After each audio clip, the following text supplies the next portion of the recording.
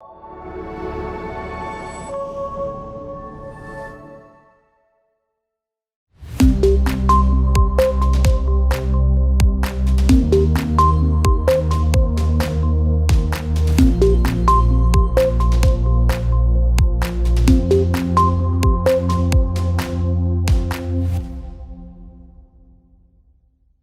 episode is sponsored by Solar Optix Energy Services, a division of Neu-Lite Electric, Inc. Welcome to Western Synergy, a podcast about entrepreneurs, innovators, and just generally awesome people in Western Canada changing the business landscape. I'm here at Neu-Lite, joined by Bryce Allred, and my name's Nathan Johnson. Today we're going to be learning, hopefully, quite a bit about solar and everything related to Neu-Lite. Thank you for joining me today. Thanks for having me, Nathan. Why don't you go ahead and tell me a little bit about yourself and let myself and the audience know more about your history. Well, Nathan, I've been an electrician in Lethbridge for over 30 years. I've worked at 2 or 3 different contracting companies here in town. And about 2013, I developed an interest through an RFP, or a request for proposal, from one of the utilities in Alberta looking for solar installers. We just happened to have the safety certifications that were required to be a contractor under that program. So I applied, and we were given a territory from south of Calgary and pretty much between Fernie and Medicine Hat. Was it like one large job or a bunch of smaller No, ones? it was a program run through the Municipal Climate Change Action Center, the MCCAC. Okay. And they were providing some funding to the utility to pass on to customers to put in solar. I knew nothing about solar. I had, I'm an electrician, but I knew nothing about the renewable resource game at all at that time. So the utility came down and gave us a little bit of training and basically said, away you go. So we cut our teeth back in 2013 and started designing. We're what we would call an EPC, engineering, procurement, and construction. Okay. So we take care of everything. We design it, we engineer it, we pull all the permits, we get her built, and we commission it. Okay. Was it a pretty popular program? Yeah, it was. It took off pretty good. It didn't last all that long. A bit of it wasn't funny at the time. Looking back, it's kind of funny. My ex-partner and I had I left the company that I had founded with a different partner, electrical company here in town. Decided we're going to go off and pursue the solar. So I had given basically my notice. We had leased an office space and a little shop downtown. And within 2 weeks, the utility that we were working with called me up and said, I hate to tell you this, but the MCCAC program is done. You've got 30 days to sign as many projects as you can. So here I am. I have no job.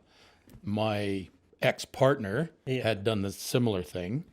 So there was no income, there was nothing going on, and we had 30 days to try to come up with some business. So I feel like this is going to turn interesting. Well, we had 4 proposals out to 4 large farming groups, and I thought if we can just get one of these, it'll be enough revenue to get us through the summer, get us in. This was about in May. So I thought if we could make it till September, catch our breath, and try to figure out what we were going to do. How are we going to move forward here? Back then, the price of power was so low, you really couldn't give solar away to anybody unless you had a good subsidy. Yeah, I remember I had a client, and just for the audience, I was a CEO of Hagen Electric for a while, so familiar with the industry. And one of our clients that uses us for electromechanical processing, I know they were really hemming and hawing over a 55 kilowatt solar install, just because the power company kind of was saying that, like, oh, hey, we'll kind of fix some things, for you. And they really wanted to adopt it. And I know at that time, there was a lot of up in the air about the cost of power is so low. How is solar panel going to be a go? So I'd love to learn a little bit more about that too, also, while you're chatting. For sure. But as luck would have it, we signed all 4 contractors. We had over $1.5 million worth of work that first year. Oh, wow. Got us through the whole next year, and then we were kind of off to the races. So that's sort of how that started. And then I knew one of the owners at Neu-Lite. I knew pretty much all of the owners at Neu-Lite, but a couple of them had been my apprentices back in the old King Electric days. So as luck would have it, my ex-partner and I split up, And Neu-Lite was wondering, well, what are you going to do? Because we had done some work together. They would support me and I would support them on different projects. So I had no path forward. I didn't know what I was going to do, go look for a job, keep my company open. I just was kind of just treading water at that time. So Steve Schaefer from Neu-Lite came to me and he says, why don't you just join our family? Just join Neu-Lite. We can use your set of skills. We can help you grow. And so that's what I did 5 years ago. They bought out my trade name and basically gave me a home. Nice. So I've been here for 5 years and I help them with industrial and commercial work and they support the solar as well. So what's the official role? So it's whatever I decide to call myself that day. So I'm assuming right now it's Grand Vizier. There you go, yeah. Like something Jafarish. Basically renewable resource manager. Okay. So my company was called Solar Optix Energy Services. And we still run it as Solar Optix, a division of Neu-Lite Electric. And so you've said you've been doing that specifically for the last 5 years. So in like Alberta, I know renewables have been sort of a hot topic in discussion, and even a little bit in Western Canada. My stance has been like, why not everything, right? Like Alberta should be the best at if the word energy's in it, Alberta does the best at it, period. Yeah. And so how has your journey kind of been with the renewables, working in like Southern Alberta is also obviously a little different than Middle Alberta and Northern Alberta. But how's your journey been from a standpoint of just working here in Western Canada, or say even Alberta with the solar? Bumpy. It's been up and down. And unfortunately, depends on what political will there is in the province at the time as to how a lot of industries will grow. So we went through some conservative time, some UCP time, some NDP time, now back with the UCP. And I mean, this is Alberta. We have oil and gas and an amazing resource, of course. There's a misnomer out there that anybody that likes solar wants to shut off the taps. They don't want to drill, they don't want to burn, they don't want to do anything. And I just think, I'll just speak for myself personally and our company, we just think there's probably a little bit better way. A little bit better balance. We're never promoting that we get rid of gas and oil and that sort of thing. We need them. Of course we need them. We need the revenue, we need the products, we need the petrochemicals, we need all that stuff. But I think maybe that we could introduce a few other things to help balance that energy load a little bit better. And I think we can do a better job. So that's kind of what my focus is trying to develop projects, whether it's just on your house, whether it's at a Hutterite colony, whether it's at a food processing facility, wherever we can help to mitigate that carbon footprint. Everything has a carbon footprint. Solar has a carbon footprint. Wind has a carbon footprint. It's definitely been my experience too, is that I always kind of felt like people thought whenever a windmill goes up that it's like they have to go burn down a couple pump jacks or something to, compensate for the sacrifice or something. But it always kind of got me was that like, it's the conversations never kind of came down to why not both or why not all of it, right? Because we have like some of the best trades in the world. We have understanding of energy. We have the engineering horsepower. We have such a grasp on how to handle, the energy sector. Why not just, take on all of it? So that's always sort of been my mentality it never should have been, I don't know how I wanted to figure out how the conversation got to the point where people were like, if a solar field goes up that we stop pumping oil, but it was just more for facilitation. Because I remember at one point I was reading an article that, and I could have this like wrong again. It was something to do with the lines that per watt, solar is the cheapest installation. So from manufacturing to a watt, solar is the cheapest total line compared to building really anything. And so I know a lot of places that I was dealing with where they had power demands that were like, and maybe I'll try and break this down, was that we would have clients that would be running these gigantic motors. And the big thing is that they had paid a lot of money to have big energy lines run to their facilities, and they were buying the power off of the current power grid. And they had these humongous motors that required these startups, which would surge the services and stuff like that.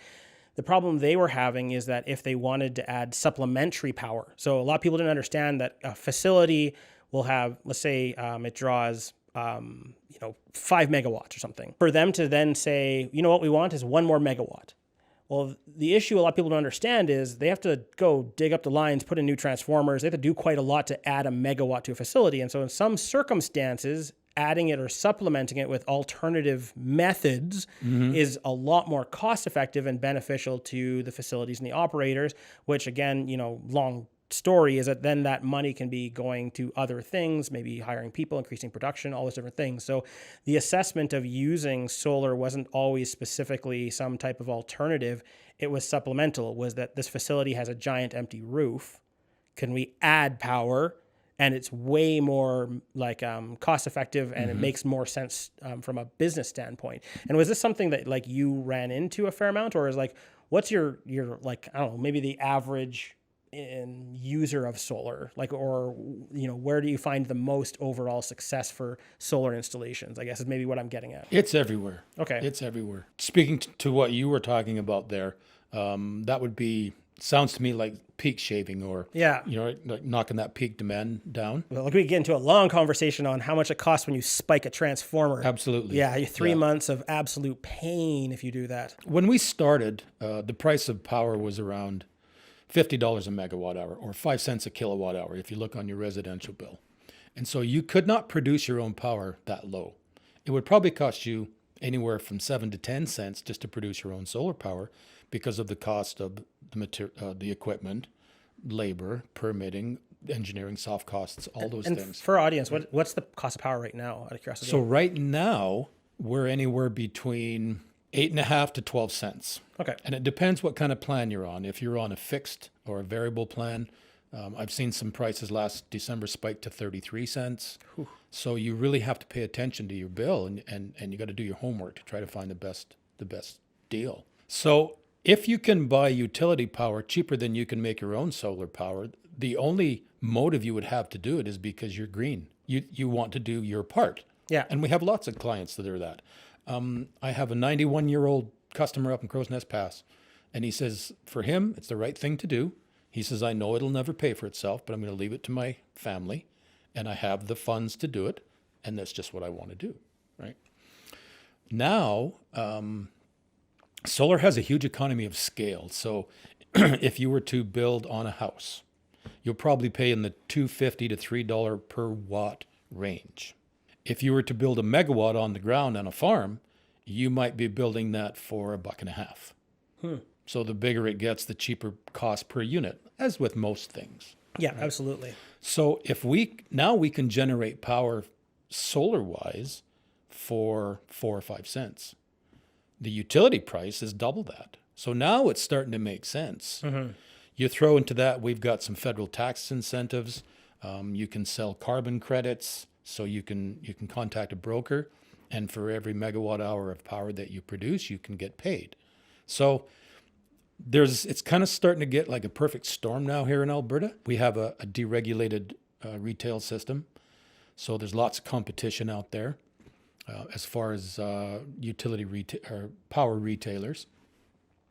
There's all kinds of stuff. There's programs like the Solar Club, so you can sell your solar power for 3 times as much as you buy the utility power for. There's all kinds of little niche things that you can do to make that ROI a lot better for solar now. So if you're, say, just wanting to, get involved in solar, you're saying there's some niche stuff. Is it still say to your average consumer who, set it, forget it kind of thing? Is the value below, there, or above using the utility right now, you'd say on average? It's at par and possibly a bit lower. Okay. Depending on if you're getting any kind of rebate or subsidy or anything like that. Okay. I would say your payback on an average home is probably in the 7 to 8 year range. Okay. We used to be 15 to 20. Yeah.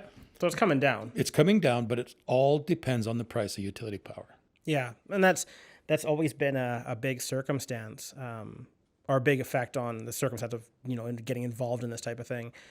Yeah. Have you guys done much with solar and data? So data centers and data farms, or crypto mining, the big power consumers? We haven't done any solar yet. That's another market that we're looking at. There's so many places to look. but that's just the one we haven't gotten to yet. And they are massive users of power. Yes. Like they're not just looking to augment. They're truly massive. You would need fields and like you'd need 50 megawatt, 100 megawatt farm to support some of these mining operations. Well, and what's interesting enough is that so kind of correlates. So our company is getting involved in AI, and we're starting to build our own like local edge servers. And just pure coincidence, we actually have a quote from you guys to come install 10 breakers inside of our control room for our edge stuff.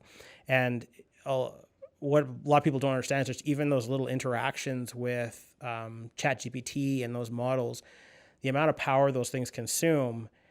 The companies that are running those AIs are starting to look at buying power plants and buying out like the contracts on certain reactors and nuclear plants. I think it was Microsoft that was evaluating one of the nuclear reactors in the United States to buy the contract for them for the next like 10 years to say like, hey, we'll buy all the power, keep it all running, because they're trying to come up with, like what you're saying, is that when you buy it like here and there, or what I'm doing, right? Like I'm just using our current tenancy for prototyping, and that's going to cost me more.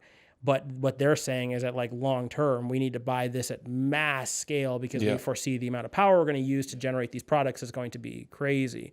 So do you think there's an opportunity for you in that, with like AI kind of coming up and probably becoming a different type of staple than cryptocurrency in the blockchain? I do think there's a lot of opportunity for that. It gets us out of the small microgeneration and into the large microgeneration. So in Alberta, we have what's called the microgeneration regulation, and it's kind of the governing book that was created by Alberta Utilities Commission, the AUC. So they've split up the size of solar into small microgeneration and large microgeneration, and then distributed generation. So small microgeneration is under 150 kilowatts. Large microgeneration is 150 to 5 megawatts.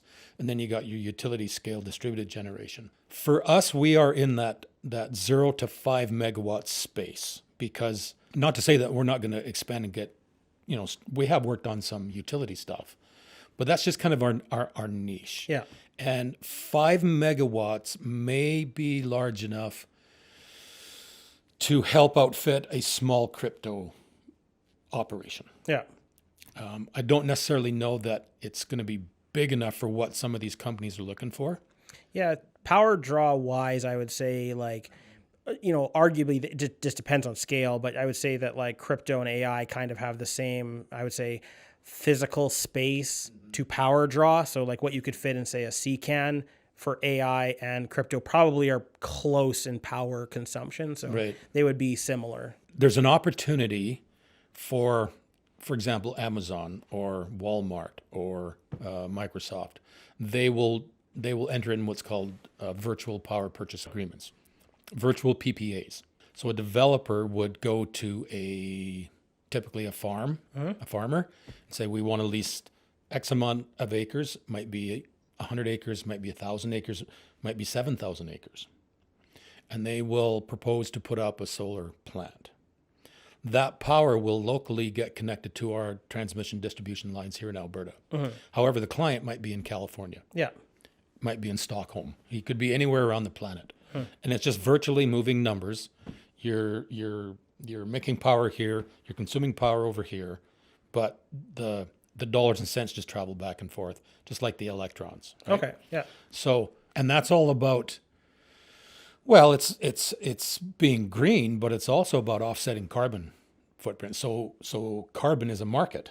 It's a commodity. And so if a large emitter, let's say, needs to do something about their carbon footprint, they can either use less power, they can scrub their stacks, they can change their processes, they can build their own solar, put up their own wind, or they can go to somebody else that's already done it and buy their carbon offsets. So for example, I have a small solar array on my home, and technically every kilowatt hour that I generate offsets oil or fossil fuel generated kilowatt hour, technically. So that equates to a dollar amount.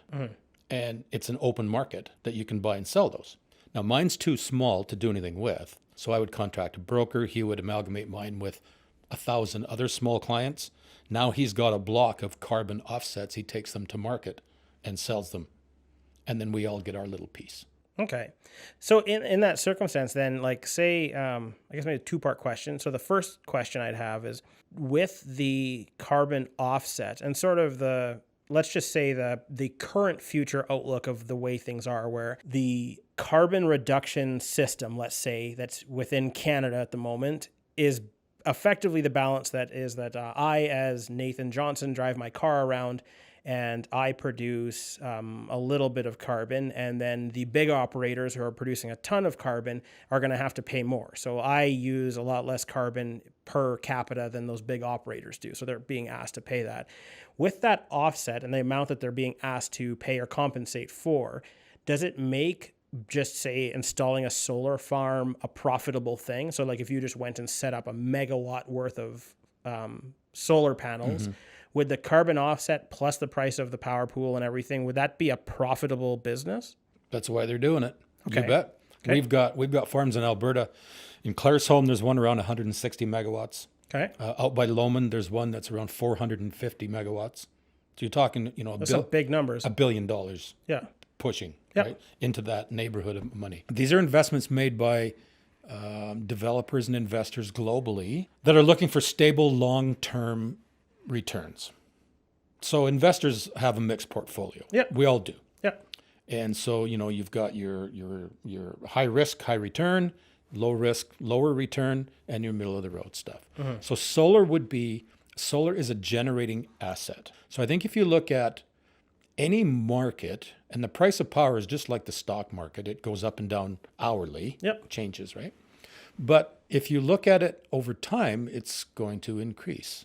So if you have a stable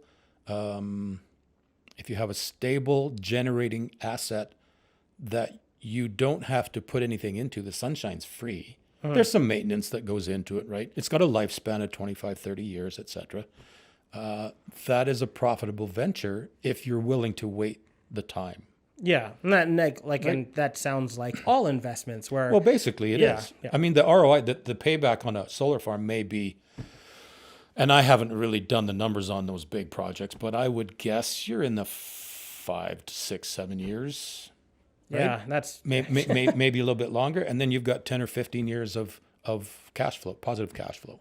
Yeah, and I imagine the operating maintenance on it is probably not that heavy that you're going to be doing pretty well off an investment like that. Yeah, for sure. I mean, if you're spending, $500 million or $100 million or $50 million or whatever, and you got to pay a crew a couple $100,000 a year to go out and do some testing and replace the odd solar module,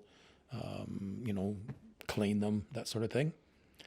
It's not like the maintenance in a factory. Yeah, and definitely based on my experience being more exposed to, seeing the machinery and everything that's going on with consuming and producing like carbon and stuff like that, it's been sort of an intriguing part to me to watch how the world, I'm not going to speak for Canada, but the world has identified and said, like, we need to bring the carbon emissions down as a whole.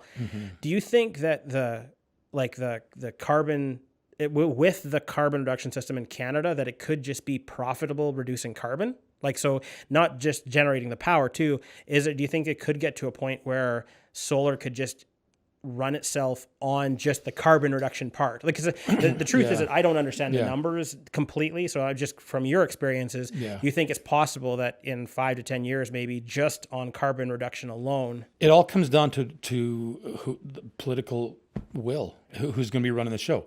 Federally, chances are in a year or so from now, things are going to be looking a little bit different than they are now. We may not even have a carbon tax. That being said, you brought up, it's a global thing now, right? Yeah. I think we're so far down that path that any country, or no country, is going to just back away from it all. No, not whole hog. There's money to be made. Yeah. That's the bottom line. Yeah. There's money to be made one way or another. So right now we're at about $30, $35 a ton of CO2 equivalent emissions. So that's our carbon tax, basically. carbon levy. By 2030, I think it's 2030, 35. I think it's 2030. That's supposedly going to be up to $170. There are some estimates, and I mean, I'm not a specialist in this field by any means, but there are some studies that I've read that put the amount you have to charge to make a real difference in, because it's all about, part of it's about changing habits. The reason supposedly that the tax is there is so you and I do things differently. We don't drive our cars as much. We turn our furnace down at home. We recycle more. We do all these things. It's trying to change our habits. So it's like putting a tax on smoking. When cigarettes were 75 cents a pack, everybody smoked. Yeah. At $20 a pack, people start thinking about it. Yeah. At $100 a pack, you wouldn't have very many smokers. No. That's all that the carbon levy is supposed to do. So some studies have said that actual number to make people really pay attention is $300. Okay. So we're having, I wouldn't say we're having trouble, but there's a lot of pushback to get to 170. Yeah. I don't know if we'll ever get there. And I'm not saying I'm for it or against it. These are just what's going on out there. So to answer your question, maybe at $300, there might be a case to be made for just relying on the carbon offsets. But then I think we've lost sight of why we're doing it. No, I would definitely agree. I think in my involvement with power generation and working on power plants, I was always amazed that the power generation, like a lot of people see a power plant and they're like, oh, they're producing power and then we pay for that and how it works. But it's a lot more intricate of a system. So an example in the solar thing, you're saying, part of running a solar plant is producing power, but it's also the carbon offsets. And there's other power production systems I've seen where they also, without talking about what they do, they have other ways of generating a lot of their income where the power actually isn't the main component. There's other activities that they do to help maintain the health of the power grid, to help reduce the usage of certain products. They do all sorts of different things to help do that. Yep. So what I find fascinating is when we talk about, whether you want to call it a carbon reduction system, carbon levy, carbon tax, all the words, whatever word doesn't make you grimace. I think one thing that I would love to say to the audience is that it's the idea to research, it's more efficiency. So one of the ways that they rate countries is by the amount of power they produce. And so one of the things that the idea of efficiency is getting more for less as a whole. So one thing that I was always kind of taken back by was that a lot of my customers, when we dealt with power, were more than happy to engage efficiency over the gain of more power for less cost. Mm-hmm. And so tying that all together in like kind of a part where it's combined with, say, carbon offsets versus using all of Alberta's natural resources versus renewables versus the external services, the other things that these places provide, kind of putting it all together makes more availability and a better availability so people are more inclined to use more power, because that's ultimately what we want to be doing is that, you started at King Electric, and I'm pretty sure the difference between when you were hooking houses up of how much power a house consumed versus now is like completely night and day. And so the big thing is that we go forward, we want the ability to actually have way more power and access, because it does all sorts of amazing things like, dry our clothes faster, heat our house quicker, reheat food faster. Oh, it would be doubled or tripled. Right. Easily. Yeah. And so as we march forward, people want more and more things happening. We want, bigger TVs, faster digital connections. We want more comfort, better control over our environmental systems, different types of vehicles. And I'm saying specifically changing from internal combustion engines to electric. I'm just saying people want choice. Like throughout all of history, people have wanted choices. There are still people out there riding horses because, horses are relatively economical, but the benefits of internal combustion were greater than a horse for certain applications. But the idea is that I think it's more about like embracing the variety. So that's why I really like the conversation about solar being more about the peripheral of it, as opposed to just the direct thing where people are like, oh, it's these, not so attractive looking black squares that are everywhere that are blocking out green, the green or whatever it is, but what they also imply as, usage of space. We would call that dual use. Okay. So if we can find, and we're always searching for that, if we can find another value or another, almost a revenue stream for that business owner or that farmer or that homeowner, if they were going to build something and spend a bunch of money, but they could build it and generate power at the same time, now they have a dual use. So for an example, if you go to a car dealership and you put up a solar awning and that protects the hail from hitting the cars, their insurance premiums go down. Oh, yeah. There's another revenue stream. Yeah.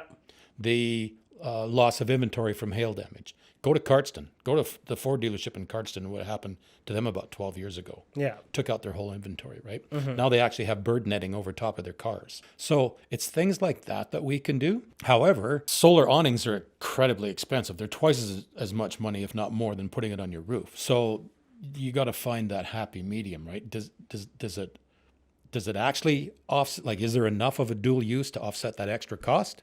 But solar fences, solar guardrails, there's BIPV, which is Building Integrated PV.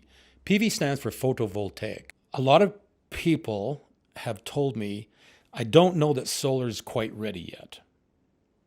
It's a new technology and, it's not very efficient and, maybe someday, but not today. When do you think photovoltaics was discovered? How old do you think the technology is? I'm guessing somewhere around 80-ish years. The 1850s. A young 19-year-old French physicist by the name of Edmond Becquerel just stumbled onto the photovoltaic effect. And I could get into a whole science lesson and how PV actually works, but point is it's been around a long time. Bell Labs in 1954 created the first commercially available solar panel, little 50-watt panel about 2 feet square. They put solar on one of the first satellites to power the communications. So we've been using it for a long, long time.